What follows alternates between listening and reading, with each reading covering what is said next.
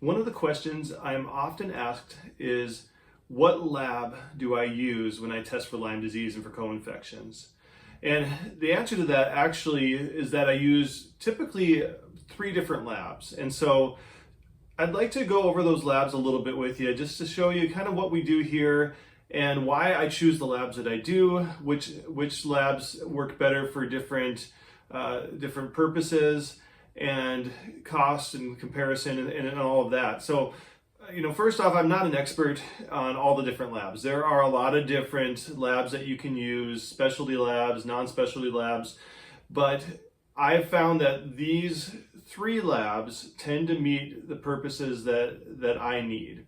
So I've got a couple of lab reports before me with the personal information blocked out here. I'd like to show you a couple of the different examples of what you see and what to expect and how to interpret some of these labs here too. So let's dive into this. So first off, I'd like to say, as far as the different labs that I use, I tend to use one of 3. The first one that I like to use is a lab called Medical Diagnostics, and they're based out of New Jersey. They are a specialty infectious disease lab with a lot of good options in looking for tick-borne disease. One thing I really like about Medical Diagnostics is that they've got a very easy to read and easy to interpret results page for the patient, as well as that they also include the actual printout of the different tests, the actual read. And so that as a practitioner, I can not only, I can also look at the results as they report it, but I can also read into the test itself to see what bands showed up on a Western blot, for instance. And it really helps me to be able to interpret these labs in context with the clinical picture. Medical Diagnostics also accepts most patients' insurances, which has been a really big, important thing for a lot of patients. So let's take a little closer look at the actual lab report here and show you what we're finding and how we can interpret this. So this is the Medical Diagnostics lab's readout here. So this is the first page you'll see when you get a test back.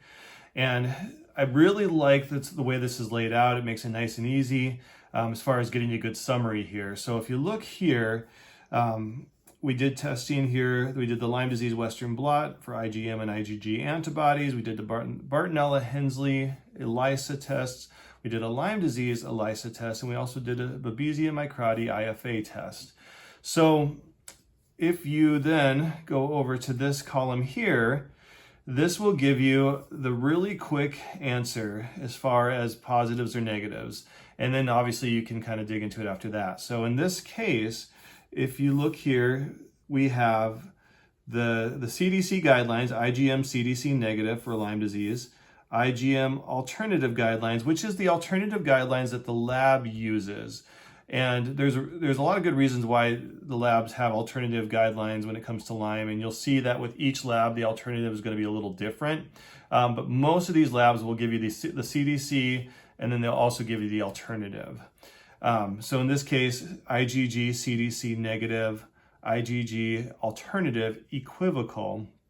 And now that's where we kind of look over here to see what's going on. This is giving you which bands are present. So on IgM, the IgM antibody, there was nothing present. No bands showed up. But for IgG, we had the 93, 83, 41, and 34 bands show up. So for the CDC, in order for it to be a positive according to the CDC, they need to have at least 5 IgG bands show up. For their alternative guidelines, they're looking for more of the specific bands. They're looking for 2 or 3 of some very specific bands. And the 8393 one is one of those specific bands for Lyme. So we can use that then, and that's why they call it equivocal. So they say, we're seeing some bands show up that are consistent with possible Lyme, but there's not enough of them for us to say it's definitely positive. But there's enough of them there to say it's not completely negative. And that's kind of where these tests get a little bit tricky for some people, because it's not always super clear cut. Now, if you go down to the next one here, we have the Bartonella-Hensley test by ELISA. So this is just going to give you a number, right? And the IgM was negative in this case. IgG was positive because the number of antibodies that showed up was above a certain range here. And then again, if you look down to the Lyme disease ELISA test, now this is actually the initial screening test for the 2-tier test that you'll see from most primary care and urgent care offices. So this will be the test that they run initially, and they actually won't even run the Western blot unless this one comes back positive. I like to run them both together just because they can both be really helpful. The sensitivity of the ELISA is not great, and so it's really helpful to have both. But in this case, we did actually have a positive ELISA test. So that would have triggered on a normal, from a normal doctor's office, normal, I say normal, but what I mean is like your standard clinic, right? Your primary care office. They would then run the Western blot. And in this case, we got a couple of bands that showed up positive.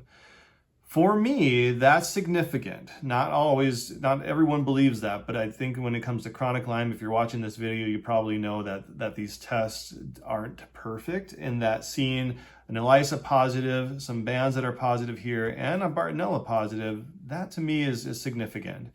So then let's look at the next page here. So if we go on to the actual readout, you can see this is where it gets kind of interesting too. So when you look at this particular test here, you've got your IgG immunoblot, which is basically the Western blot. It's kind of a similar thing here.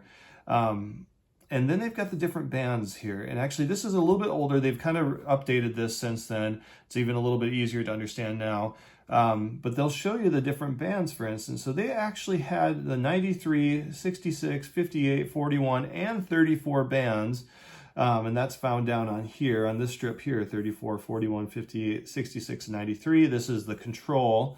These are the ones they tested against. They actually had some reactivity in a number of different bands, but the band intensity was only high enough on a few of them for them to be able to say that it was a true positive. Like, for instance, in this case, the 66 band and the 58 band showed up, but just below the cutoff. So you could almost make a case and say that they had 3 positive bands and 2 partial positives. So that's even more significant when you look at it from a bigger context, looking at the ELISA and everything else here. And then the same thing here, this is the IgM. And so in this case, as you can see, there were no bands that showed up positive for IgM. So I really find MDL very helpful in that they give us a very clear, concise, and easy to read result page, but they also give us the other pages too to show us everything that's going on. Second, for other purposes, I will sometimes use a lab called Vibrant Wellness. Vibrant Labs it's kind of got a little bit of a unique take on how they test for Lyme and co-infections. They've got 3 different panels that you can look at. One is just simply for Lyme and tick-borne relapsing fever. Another one is for co-infections. They call it a co-infections 1 panel and then a co-infections 2 panel. And with each step up, it's more inclusive. What I have in front of me is actually their Lyme and co-infections 2 panel, the one that includes everything. So Vibrant Wellness or Vibrant Labs, one of the things that they do well is they cast a really wide net, meaning that they're going to look at all the different strains and possibilities when it comes to Lyme and some of the co-infections. Borrelia burgdorferi is the most classic strain of Lyme that we see here in Minnesota, but it definitely is not the only strain. And so that's where Vibrant can sometimes be really helpful.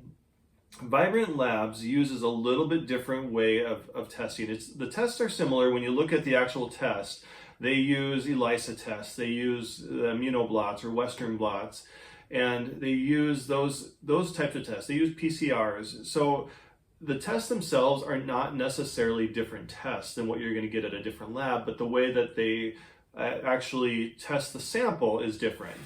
So they've got a microchip, essentially, that has a number of different cells on it. On each of those cells, they have antigens. Those antigens then will correspond to different antibodies, which then correspond to different strains of Lyme or co-infections. So as they do the test, essentially what's happening is they're taking the patient's blood sample and they're washing it over the microchip, and those cells will then react with whatever antibody is present. And then each little cell will then also has an immunofluorescent tag, so that when they go to scan this microchip with the computer, it can read the light signal from those particular cells. I'm sure I'm screwing this up a little bit. If someone knows better, if someone's a Vibrant Lab expert, please go ahead and feel free to enlighten us in the comments here. But that's essentially what's happening there. So one of the really nice things about that is they're able to run a lot of different tests, and they pick up a lot of things that other labs don't. I think that's a good thing, but also can be kind of a confusing thing, and sometimes not so great. I personally feel that there's likely some cross reaction going on when we get some of these tests back, because, for instance, as I'll show you here on this particular lab, we have a patient here who had a lot of positives for Borrelia burgdorferi, but they also tested positive or had reactions within those tests for a number of other strains of Borrelia. And I found that to be very, very common with Vibrant Labs. We see patients coming back with 5, 6, 7, or even more strains of Borrelia showing some positives. I have seen that there seems to be more of a trend where certain things are more positive than others. And so I do think there's still ways to kind of sort through that. But I do find it in my personal experiences, I think that there's probably maybe a little bit too high of a sensitivity on some of these tests to really be able to rely on it completely and solely. I tend to use medical diagnostics as an initial test because I feel like the test there is a little more standard, and I get a lot of information from this test. And so a lot of times that's all we need. But Vibrant is helpful, especially when we're looking at doing a treatment that requires a positive test. And that's when I'm using, for instance, SOT therapy. And we've got a couple videos on that.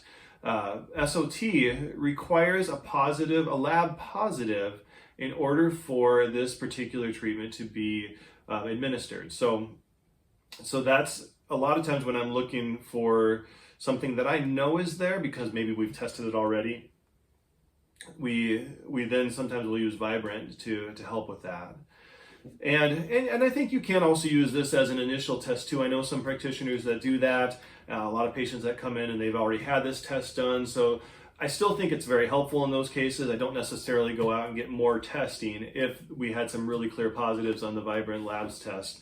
But let's go ahead and take a little closer look into this, and I'll show you what I mean and show you kind of how to interpret this particular test. So with Vibrant Labs, this is the first page you'll see on the printout. I've only printed out a few of the pages here because they tend to have a very long report, and I didn't want to waste all that paper because I didn't need it for this purpose. But this is going to be the summary page.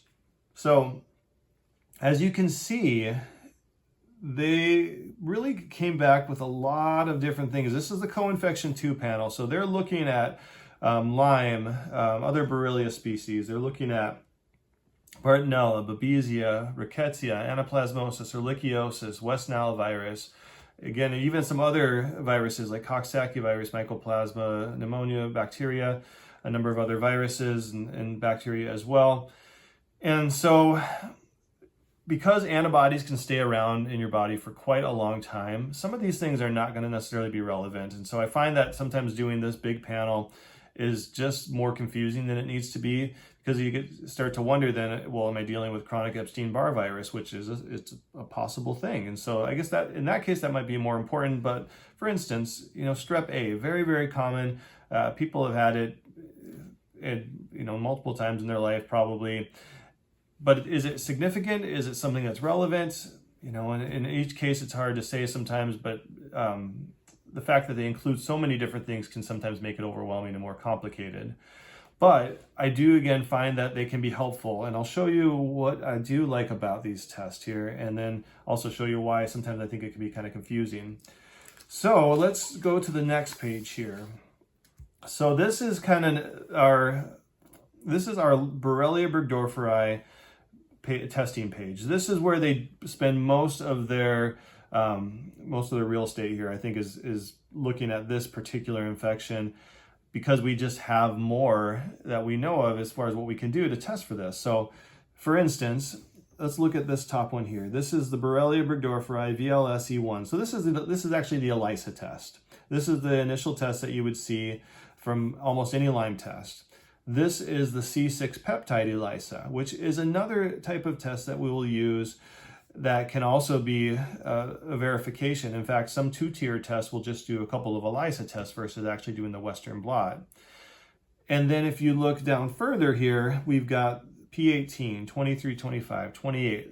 This should look familiar if you're at all familiar with the Western blot or the immunoblot, because that's what these are here. And then you've got a couple extra ones at the bottom, wholesale sonicate, actually, I'm probably saying that wrong. That's what these particular tests are looking at down here. So these are just a couple of added ones in there. I do like the fact that with this test, you get a nice clear, you get the colors, right? You get the vibrant colors. Maybe that's why they call themselves vibrant, or maybe they just branded that way. So yellow means that there's something above normal range. Red means it's far above the normal range. So anything under the number 10 will be green or normal. 10 to 20, you're in the yellow. 20 and above, you're in the red. So obviously the higher it is, the more it reacted. And again, we're looking at antibodies and we're breaking it down into the specific proteins with the Western blot here. If you go down to this bottom part here, then you'll also get the CDC IDSA Lyme criteria. There, in this case, it's technically negative, even though we had the positive C6 and it looks like a positive ELISA. This is a little bit confusing. When you see it in yellow, is it positive? Is it not? I mean, technically, you'd actually have to say it's positive, but it may not be positive enough to really be a true positive. That's where it gets confusing. But we had this come back here, and then we had the P18, 23, 25, 34, 39, 41.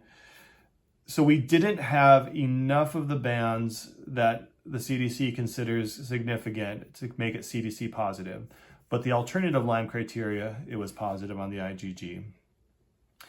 So when it comes to doing SOT therapy, for instance, what's really kind of a nice thing is if you know you've got something like this going on, you know you've got Lyme, and you just need a recent positive test, Vibrant will be more likely to find that for you because of their increased sensitivity. And even if you have just a couple of the yellow squares here, yellow rectangles, I guess, that would be considered enough of a positive for the SOT therapy. So that can be really beneficial when you're using this for a specific purpose. However, now let's go on to why I don't like this test as much. This to me makes it confusing. So what I didn't show you is, so down here, look at this. This is for Babesia microti. They'll give you a little bit of a description of what it is, what it does, where you find it. This one, Babesiosis, United States, Babesia microti.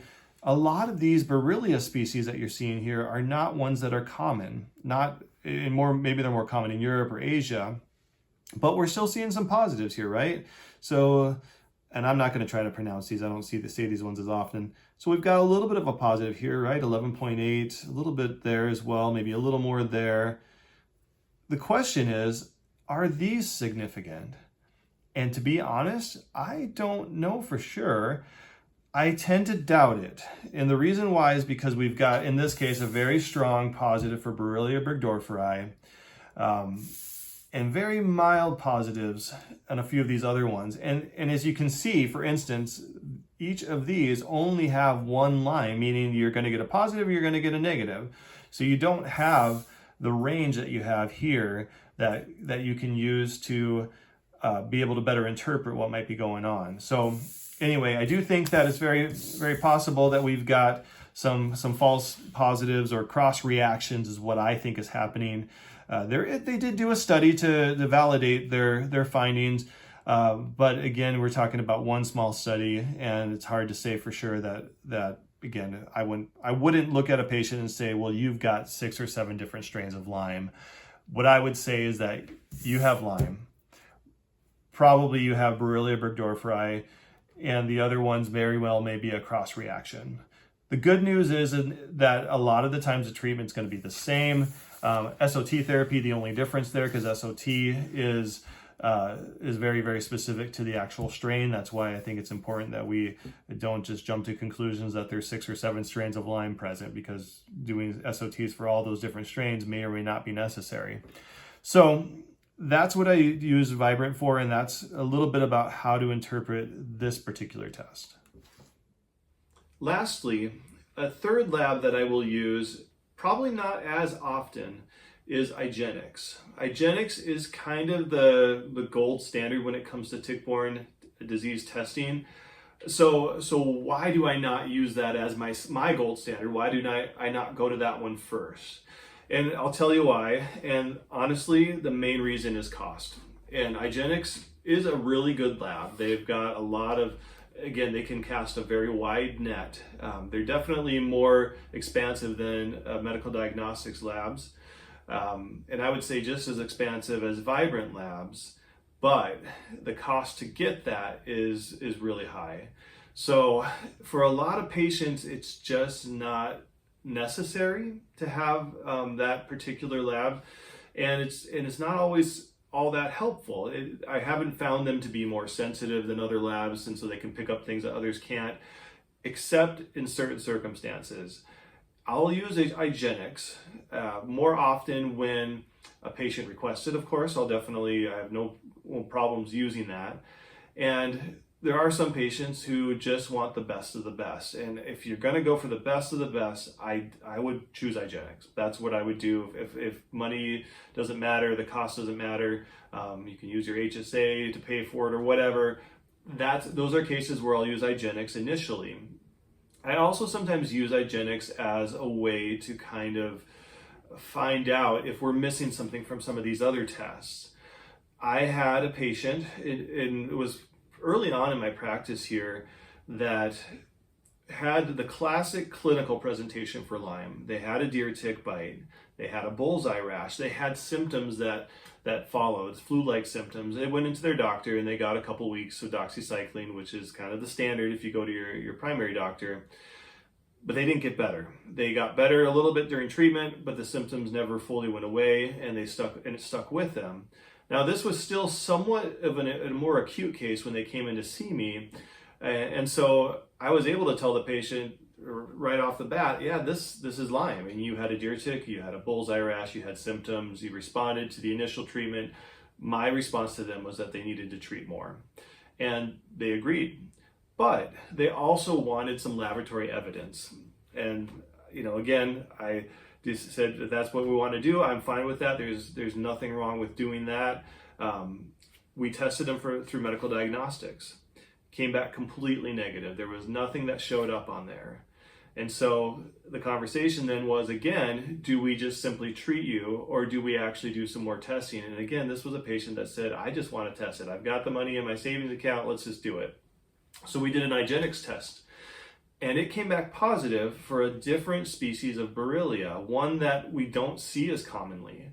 So there can be some real good benefits to using IGeneX in situations like that, where we need or want that laboratory evidence, and we are trying to cast that net again that's wider, and so I find that IGeneX is a very, very good lab, but I don't use it as often, simply again because the cost is just quite a bit more, and it's not always necessary to have that super expansive test when we can get our insurance to pay for a medical diagnostics lab, and a lot of times get the answers that we need from that. So that's kind of a little bit of an explanation of the different labs that I use. Unfortunately, I don't have an IGeneX lab in front of me because, again, I don't use it as often, so I couldn't find one just off the top of my head of a patient that we did recently.